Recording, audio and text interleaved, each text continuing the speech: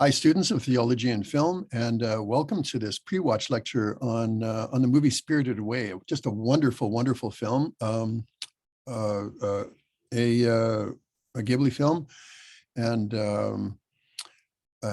by director Hayao Miyazaki.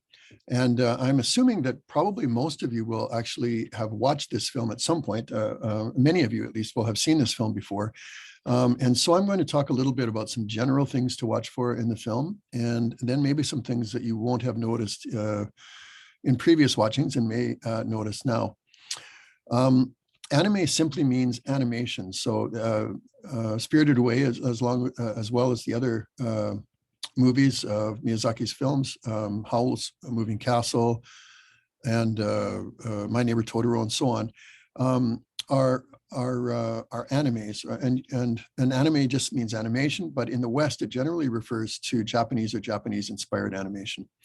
Animes evolved from manga, which were Japanese comics, and have taken on this sort of a form since the 1970s. It evolved fairly quickly in the early 20th century, partly due to restrictions on live action cinema. And partly it was also, it also had to do with the unique appearance of animes, have partly to do with the frames per second that were shot in the animations. Although it's not universal, anime characters tend to be distinguished by exaggerated physical features. So here, Chihiro's eyes are typically, for an anime feature, or for an anime figure, quite large. And part of the reason for that is to be able to express emotion in a way more easily than a more naturalistic depiction in animation. Anime is not generally drawn using human models, as Western animation often is. And so that allows Japanese animation and Japanese inspired animation to do things like exaggerate the eyes, an easier way of showing emotion. All right. So since this is a course in theology and film, how is Spirited Away theological, or how is it religious? So from our opening lecture, remember that one of the ways that a film can be theological is if it addresses the nature of belief, truth, and reality. And absolutely Spirited Away does this. So as you're watching it, watch for ways in which the whole nature of what is our normal human interaction with the world, and then what's outside of that experience. So there is a real questioning of the nature of reality in Spirited Away. Another possible category that we talked about was that a film could be theological if it contains stories about angels and demons or the afterlife. In this case, kami, which are Shinto spirits. So this is Chihiro is here, and you can see the large eyes, and you can easily get an idea of what emotion she's feeling because of the way her eyes are drawn. And here is a representative of a kami spirit. And Chihiro is about to enter the world of the kami, of the spirits, the spiritual world. And finally, a film might be theological, we said, if it shows an intersection of this world with a spiritual or alternate world. And of course, that's exactly what happens in Spirited Away. She moves into another world, from the world of cars to the world of spirits.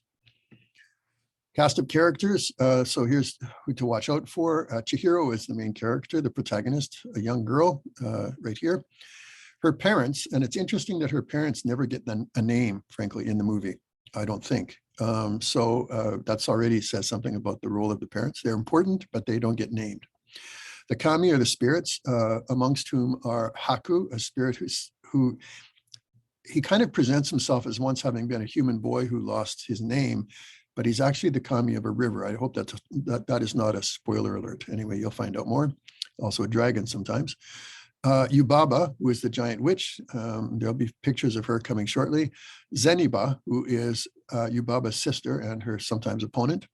And No Face, who is an avaricious spirit who kind of swallows everything. Very fascinating character, No Face. And probably indicative of some of Miyazaki's theological leanings and political leanings. So what happens? What's the plot line? I'm not going to tell you everything because as I said, many of you have probably already seen this movie, and also this is the pre-watch version after all. So Chihiro is moving to a new town, which is not an unusual conceit for a Miyazaki film. Chihiro is moving to a new town, so she's in a liminal time and in a liminal place, a place that she doesn't really know.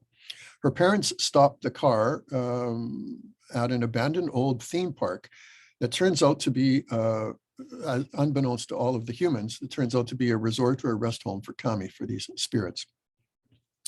Chihiro's parents, you'll see more about this, but they show off their gluttony, and they're unconcerned for maybe the kami or the spiritual world, and are turned into pigs for their gluttony. Chihiro, meanwhile, is trapped in the alternative world of the spirits, and this is Yubaba, and she runs a bathhouse for spirits, essentially.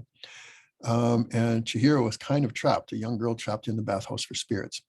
With the help of the boy Haku, she takes a menial position in the bathhouse run by Yubaba in order to figure out how to save herself, to return to the human world and return her parents properly also to the human world. She has to face many challenges and dangers, and she has to even make sure to remember her identity in that other world. So is it a hero's journey? That's a good question. She is changed by the encounter, so maybe there are aspects of the hero's journey in this story as well. So some helpful lenses to keep in mind as you watch this. We've talked many times in class about lenses, and to keep in mind as you're watching this film, gender lens. What differences does it make that Chihiro is a girl, and Haku presents as a boy? Does the gender make any difference? Does it make a difference to how they are treated by the other characters, how they see themselves perhaps within the film, or how they are presented by the film?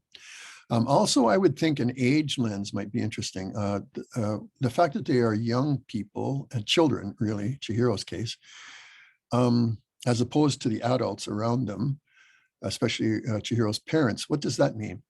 Queer lens, there are, Spirited Away is full of marginal characters, absolutely full of marginal characters. Most of the spirits are sort of marginal characters, but also Haku is, and Chihiro is kind of as well. So what do they tell us? And what does this emphasis on marginal characters tell us? You could look at it through a Marxist or economic lens. What does the fate of the parents and the nature of the character who's called No Face, or whom we think of as No Face, what do they tell us about consumption? Is there a judgment made about consumption? It's not surprising maybe that Miyazaki has some socialist activity in his past, despite being so successful commercially, and makes comments on consumption and on perhaps on an economic lens would help with that. Aesthetic or film studies lens. One of the things about anime is that the backgrounds are often very, very rich. So take a look even at this picture drawn by happenstance or taken by happenstance of Haku standing on the bridge. You see in behind the bathhouse, and it's very rich. It's very detailed. It's full of detail, including the things on the top of the pillars and so on. What do you notice about the colors? What can a cartoon or an animation portray that live actors cannot? And especially in anime, what can they portray that the live actors just simply are unable to, especially in a spiritual film like this? The theological lens, what are the dividing lines between the human and the spiritual world? Especially in this film, there are dividing lines that are very clearly drawn, and when they are crossed, it means something. There's a liminal area. This bridge that Haku is standing on is a liminal area, exactly between the bathhouse and where the parents first arrived with Chihiro. So what does that mean?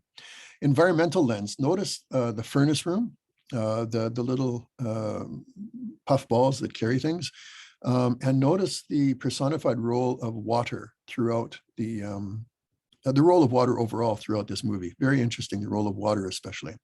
And there are probably other lenses that you can think of, but these are certainly some to keep in mind as you watch this movie. And that's it. So I hope that you really enjoy the movie. If you have seen it before, I hope that you enjoy watching it again. You can watch Miyazaki movies many times. My Neighbor Totoro is a favorite film of mine, and I've watched it dozens of times.